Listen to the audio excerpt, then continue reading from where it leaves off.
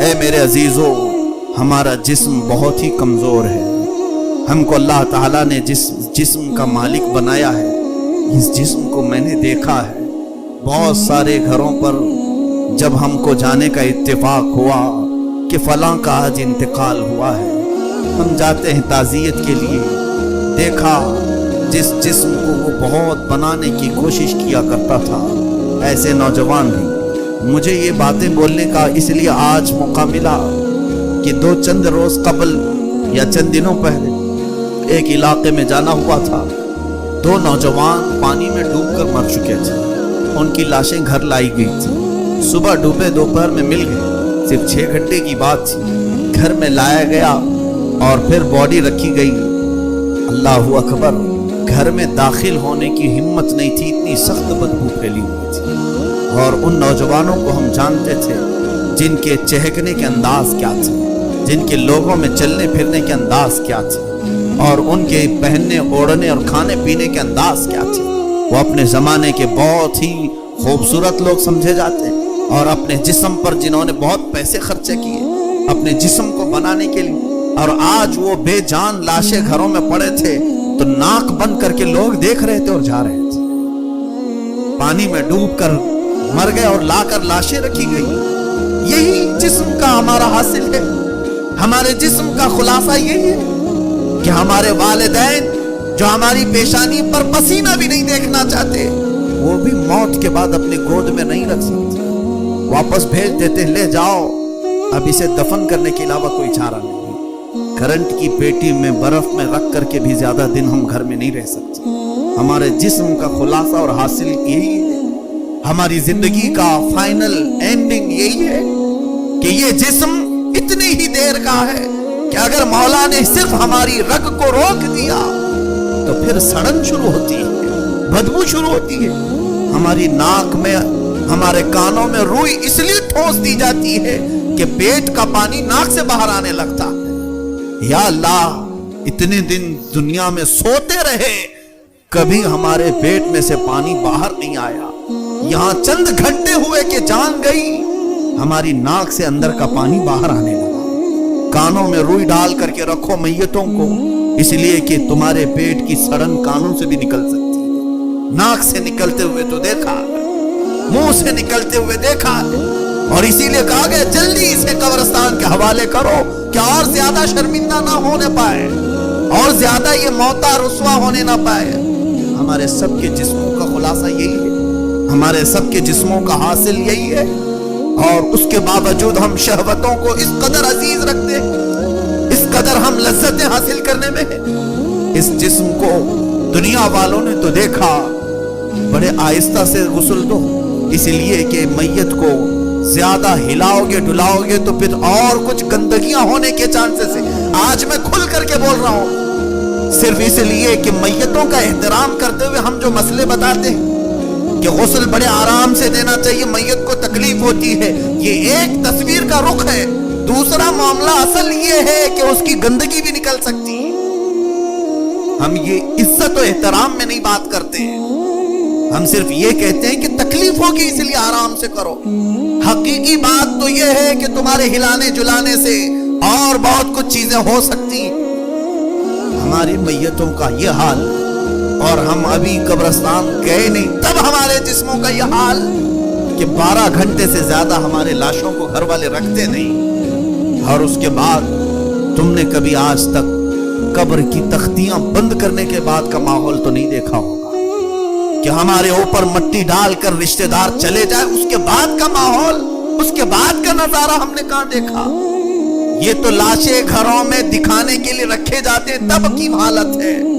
بند کیے جانے کے بعد سب سے پہلے اس کی ناک سڑن شروع کرتی ہے، اور اس کی زبان پھر گلنے لگتی ہے، اور اس کے بعد سب سے زیادہ جو میت کی تکلیف دہ چیز ہے اس کی شرمگاہ کا سڑنا اور گلنا، جس کی لذتوں کے لیے اس نے دنیا کو کیا کیا کر دیا، اپنے پیسے پانی کی طرح بہایا. اور یہ زبان اور یہ شرمگاہ قبر میں سب سے زیادہ بدبو پیدا کرتے ہیں، سب سے زیادہ ہولناکی قبر میں پیدا کرتے ہیں. اور یہ تو حقیقی بات ہے. میرے مصطفیٰ صلی اللہ علیہ وسلم نے اپنی شریعت کے مطابق قبروں کو کھولنے سے منع کیا ہے، یہ صرف ہماری عزتوں کی حفاظت کے لیے، ورنہ اگر رشتہ داروں کو کہہ دیا جاتا کہ 3 دن کے بعد کھول کر کے دیکھ لیا جائے تو شاید ہمارا اس زمین پر جینا دشوار ہو جاتا، ہمارا جینا مشکل ہو جاتا۔ یہ تو رب تعالیٰ نے ہمارے رازوں کو زمین کے حوالے کر دیا ہے، اور تختیوں کے اندر کے حالات وہ میت ہی جانے، مردہ ہی جانے۔ میرے عزیزو، ہماری زندگی کا خلاصہ دنیا میں یہ ہے کہ رشتہ دار زیادہ دیر نہیں رکھتے، اور قبر کا حال یہ ہے کہ 2 دن نہیں گزرے ہوتے کہ زمین کے سارے کیڑے مکوڑے اس کے جسم سے لگ جائے، اور ہمارا یہ جسم، ہمارا یہ گوشت مولا نے زمین کی مخلوق کی غذا بنا دی، اور دعوت عام دی جاتی ہے قبر میں کیڑوں کو، کیا تمہاری نئی غذا آ گئی، اس کے جسم کو نوچ لو۔ نہ ہمارا ہاتھ اٹھ سکے اس دن، نہ ہماری زبان اٹھ سکے، ہم اپنے اوپر ہونے والی تمام چیزوں کو روک بھی نہیں سکیں گے۔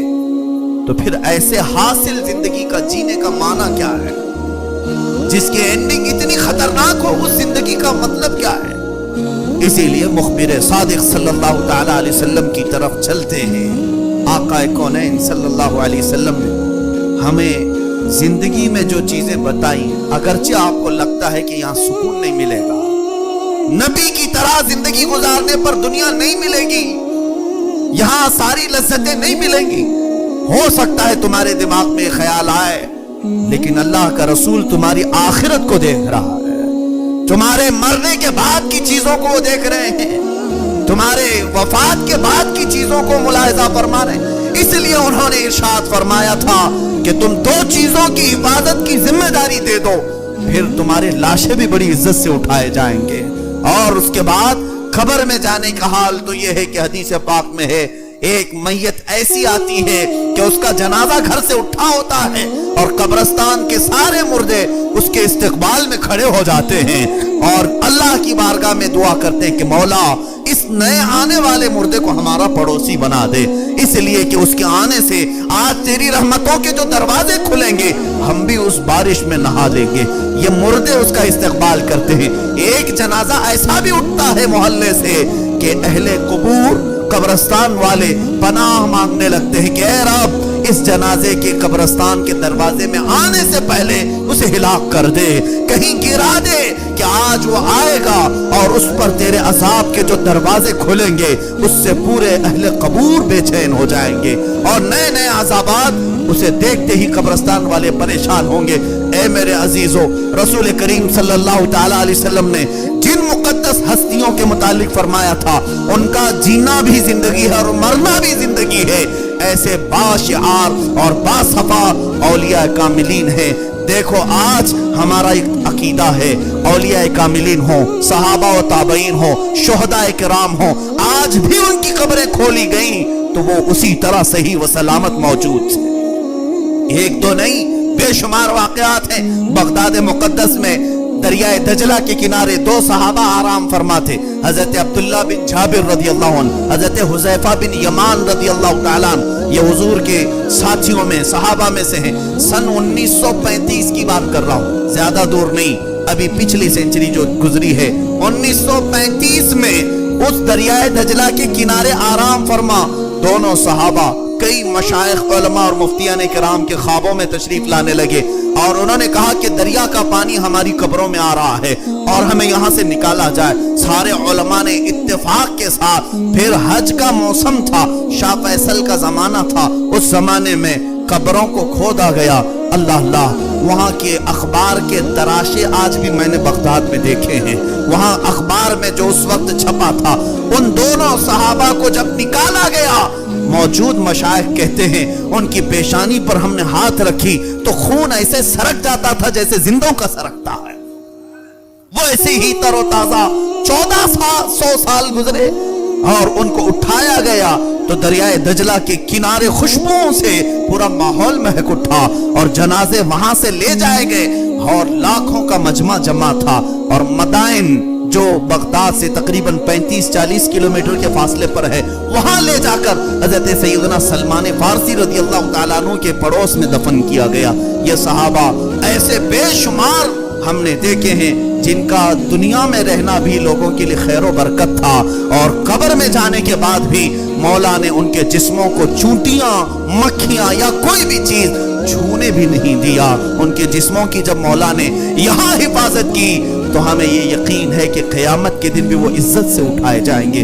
کیوں نہ وہ زندگی گزاری جائے کہ ہم اپنی شہوتوں کے پجاری ہو کر، پرستار ہو کر، ساری لذتوں کو حاصل کرنے کے لیے اپنے جسم کا داؤ لگا دیا۔ عزتوں کی ہم نے کیا کیا بکھیاں ادھیڑ دی، اور اس کے بعد ہماری حالت آج ایسی کہ لوگ ہمیں سلام کرنے سے کترائیں۔ اللہ اکبر! چند دنوں قبل ہم جس جنازے کو ابھی کندھا دے کر کے آ رہے ہیں، تاج الاسلام والمسلمین حضور سیدی تاج الشریعہ رحمت اللہ تعالی علیہ، وارث علوم اعلیٰ حضرت فاضل بریلوی کا ایک سچا جانشین جو اس دنیا سے ابھی رخصت ہوا، اور ان کی زندگی کو ہم نے دیکھا، لاکھوں پروانے بنا کر کے ایک شمع گئی ہے، اور ایسے کہ ہزاروں کو توبہ کرنے پر آپ نے ایسا اپنی زندگی کا ماحول بنایا تھا کہ لوگ چہرہ دیکھ کر توبہ کر لیا کرتے تھے۔ ان کی زندگی کی تفصیلات آپ نے سن لی، مگر فقیر ان کے جنازے میں حاضر رہا۔ جمعہ کے دن شام میں 7-7:30 بجے کے قریب آپ کی روح قبض انصری سے پرواز کر گئی۔ جمعہ کے دن شام 7:30 بجے کے قریب، اس کے بعد سے لے کر سنیچر کا دن گزرا، پھر پورا دن، پھر سنیچر کی جمعہ کی رات، سنیچر کی رات، سنیچر کا دن اور اتوار کا دن، تقریباً 40 گھنٹے اس مقدس لاشے کو گھر میں رکھا گیا۔ اس جسم میں کوئی ٹس سے مس چیز نہیں۔ یہ الحمدللہ ہم نے دیکھا، چہرہ ویسے ہی جلال اور جمال کا سنگم نظر آ رہا تھا، اور لوگ بے تحاشا اس چہرے کو دیکھنے کے لیے ٹوٹ پڑ رہے تھے۔ 40 گھنٹے کے بعد جس وقت جنازہ اٹھایا گیا تو جسم ایسے ہی ہل رہا تھا جیسے زندوں کا ہلتا ہے، یعنی مرنے کے بعد تو بدن کڑک ہو جاتا ہے، ٹائٹ ہو جاتا ہے، کسی کا جسم مردے کا ہلتا نہیں، لیکن جس وقت جنازے کو ہم اٹھائے تھے تو پورا جسم ان کا جس طرح ملائم تھا، ہاتھ کی چمڑیاں، پیٹ کی چمڑیاں تھوڑے سے گاڑی کے دھڑکے سے ویسی ہی ہل رہی تھی جیسے کوئی زندہ سویا ہوا اور ہل رہا ہو۔ یہ اللہ والوں کی زندگی ہے جنہوں نے اپنی زندگی کو اشرف المخلوقات کے اس مصداق بنایا جس کے متعلق میرے مولا نے فرمایا وَلَقَدْ كَرَّمْنَا بَنِي آدم، ہم نے آدم کی اولاد کو تاج کرامت پہنایا ہے۔ یقیناً وہ زندگی میں تاج کرامت پہنے رہے، اور جس وقت جا رہے تھے اس وقت بھی تاج کرامت لے کر کے گئے، اور دنیا نے دیکھا کہ زندہ تھے تو کرامت کا تاج، موت کے بعد بھی کرامت کا تاج، اور جب تک آج ان کی محفلیں منعقد ہو رہی ہیں نام بھی تاج الاسلام اور تاج الشریعہ کے نام سے پکارا جاتا ہے۔ اللہ تعالیٰ ایسے بندوں کی زندگی کو ختم نہیں فرماتا۔ زندگیاں گزر جاتی ہیں، صدیاں بیت جاتی ہیں، لیکن ان کے نام قیامت تک باقی رہ جاتے ہیں۔ اے میرے عزیزو، آؤ مصطفیٰ کریم صلی اللہ علیہ وسلم کی حیات طیبہ میں ہی ہماری زندگی کا راز ہے۔ اگر ہم نے ان کی زندگی پاک سے ذرا برابر بھی گردش کی، منہ موڑا، تو پھر ہمارا وہی حشر ہوگا جو میں نے ابھی کہا، سڑا دیے جاؤ گے، ختم کر دیے جاؤ گے، عزتیں مار دی جائیں گی، لٹ جاؤ گے، اور پھر قبر و حشر کا حال کیا ہونا ہے یہ اللہ جانے۔ کامیابی کا راز علامہ اقبال نے ہمیں سچی بات کے طور پر یوں کہا تھا کہ محمد سے وفا تونے تو ہم تیرے ہیں، یہ جہاں چیز ہے کیا لوح و قلم تیرے ہیں، اٹھو قوت عشق سے ہر پست کو بالا کر دو۔ اے نوجوانوں اٹھو، قوت عشق سے ہر پست کو بالا کر دو، دہر میں نام محمد سے اجالا کر دو۔ نہیں تیرا نشیمن قصر سلطانی کے گنبد پر، تم شاہین ہو بسیرا کرو پہاڑوں کی چٹانوں پر۔ اللہ ہمیں پاکیزہ زندگی عطا فرمائے، حیا کی زندگی عطا فرمائے، ہم سب کو غلاظتوں اور رذالتوں سے محفوظ فرمائے۔ مولا ہماری زبانوں اور شرمگاہوں کی حفاظت نصیب فرمائے۔ قدیر و جبار خدا ہم سب کو برے ماحول اور بری آفتوں سے محفوظ فرما. اس پورے معاشرے کو مولا جس طرح تو نے ہم سب کی پیشانیوں کو اپنی بارگاہ میں جھکنے کے لیے قبول کیا، قدیر و جبار خدا ہمارے جسموں کو دوسری لذتوں سے نا آشنا کر دے. اے کریم خدا ہم سب کو جنت کے راستے پر چلا، دوزخ کے